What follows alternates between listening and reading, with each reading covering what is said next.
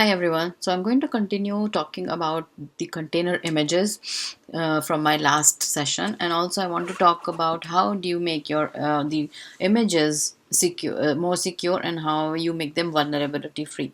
So in the last session, I talked about some of the tools. Like there are vendors out there like ChainGuard who could do it.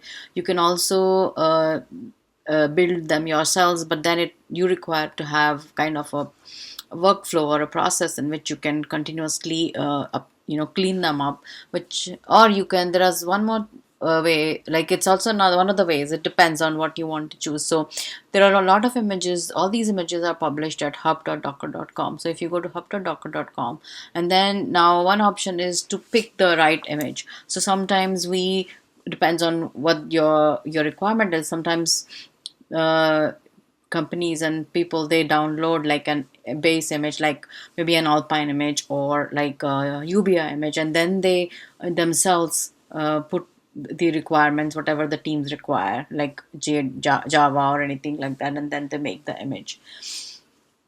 That is one option. The other option is you can actually go to docker hub and look for a lot of images. So for example, I look for java.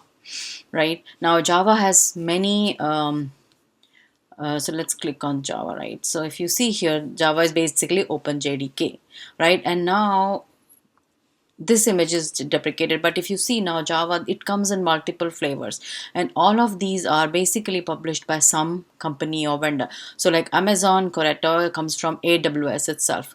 Eclipse Tamarind comes from Tamarind, and these are IBM images, and these are SAP machine. So you can download directly, go and download any one of them, and this will also show you how many vulnerabilities it has. So if you, for example, pick Eclipse Tamarind, you can just do a docker pull on Eclipse Tamarind, but you see the vulnerabilities. Well, you don't want any those many, so you can choose the one which has no criticals on highs. Similarly, there are many other options for this if you want to pick. Otherwise, even not Eclipse Tamarind, but there is Amazon Corretto. This comes from Amazon itself. If you see AWS, right, it's a part of that. So now, if you see um, this one, right now here, what happens is you will be now this comes from Amazon, so this is their official image. And if you see, this is vulnerability free. So this is basically a Linux based image where you can use your yum commands to do more changes, and then you can use this image. It is vulnerability free. So let me show you how to pull it, and then so let me show you how to download. Let's do the Eclipse Tamarind. This is based on a UPI image, which is Red Hat's one. I just want to show you so let's get this one, which has less vulnerabilities. It's a JRE. I don't know. Maybe we could do JRE version of JRE 8. Let's do JRE 8 with the less vulnerabilities. Maybe this one. So then, as compared to the others, right? So we copy it, and then we directly go to the terminal. And if I do Docker images, I should not, we don't have Tamarind, so I have to just do Docker pull, uh, and it's going to pull the image. Then we can do Docker images and see that the image will be there. It will take a few minutes, I guess. It's almost done. So then let me do Docker images again and grep for JDK. So then it will show up, right? So if I do Docker images, grep for JDK. So I have this one that I just downloaded, 320 MB. Now if I want to, let's say, run it, right? See what's there in the image. I will do Docker run dash dash rm dash it, my image, which will be Eclipse Tamarind. And then you have to give the version or the whole, right?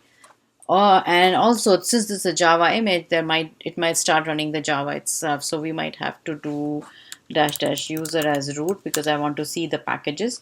And also, let's see, I will do dash dash entry point sh because I want to do something. So I think I gave the wrong one. So I have to give the whole path. I have to give this thing. Yes. So now let's run. Now we are inside. So now the container is running with the image. Okay, so now let's see what package manager it has. So let's do, it doesn't have, does it have apt? So since this is an AMD image, it has apt 2.7.14 since I put it on Mac. Um, so you see list packages, so we can do apt, right, list, so that will list all the packages based on package names.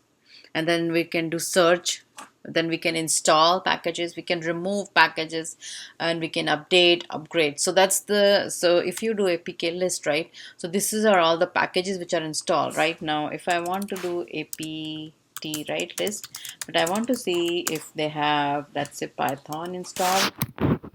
It's not there. Let's see if I do apt list, does it have OpenSSL?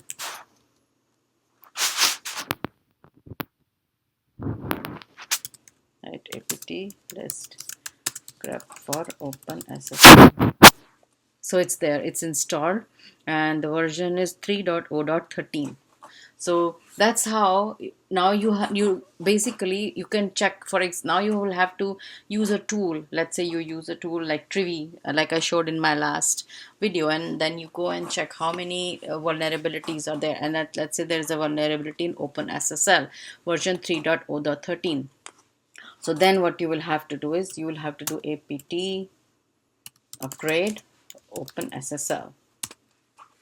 So this, so similarly now there is, the package is not it's reading from the list and it's already in the newest version.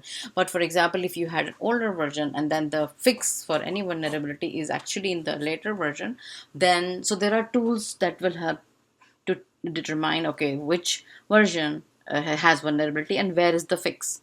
So if we see here, does it list, okay, so this was the image that we picked. So let's go here and check. So this one has a list of vulnerabilities, right? Now here if I click on vulnerabilities, I will see what are the, so most of the vulnerabilities are in package wget. And so a lot of the times they will also, let's click on one of them, let's say wget. So this is the vulnerability, which is a 6 CVE, and sometimes they will always also tell you the fix. So the fix version is not yet available.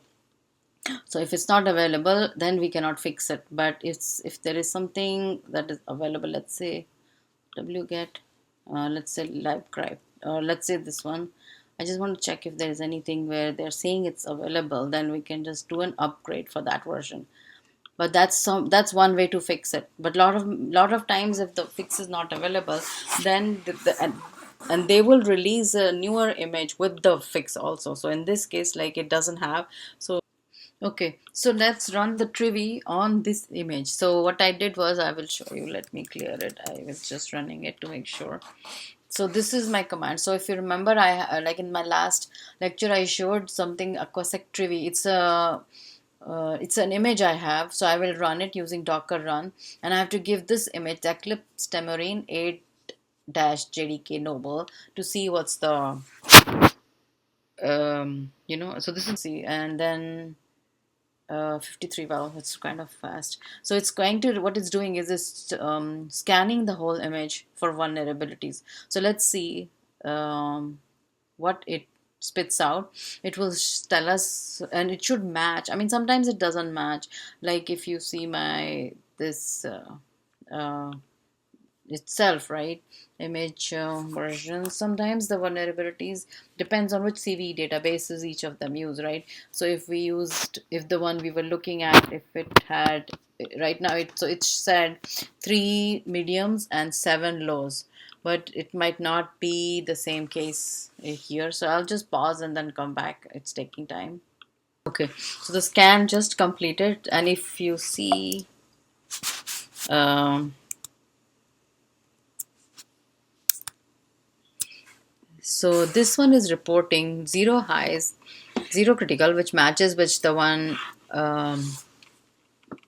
we saw. And but and it says medium 6 and lows are 16. It's a little bit different because in CV database, the Docker Hub reporting, it says I think 3 medium and 10 lows, but it's pretty much it's very close. So if you see, like, the vulnerabilities exist in various Ubuntu installed versions, and then a lot of them, see, this field is empty. So if this is empty, that means there's still no fix. So once they have a fix, they automatically will update it and you can get the new one. But this is one way to like, see, to check. So you have to run any image scanner on that image, and it will tell you, it will spit it out whatever the vulnerabilities are. And then either you can, if you have a fixed version available, you can upgrade it, go in the image. So first test it, exec in the image, upgrade it, and then if it works, then you have to have a Docker file in which you will have to pull this image and then make a command like apt upgrade and give the package. So that's how. And then once that image is running, you can again run trivy on it, and then it will show that the vulnerability is gone. So that's one way to do it.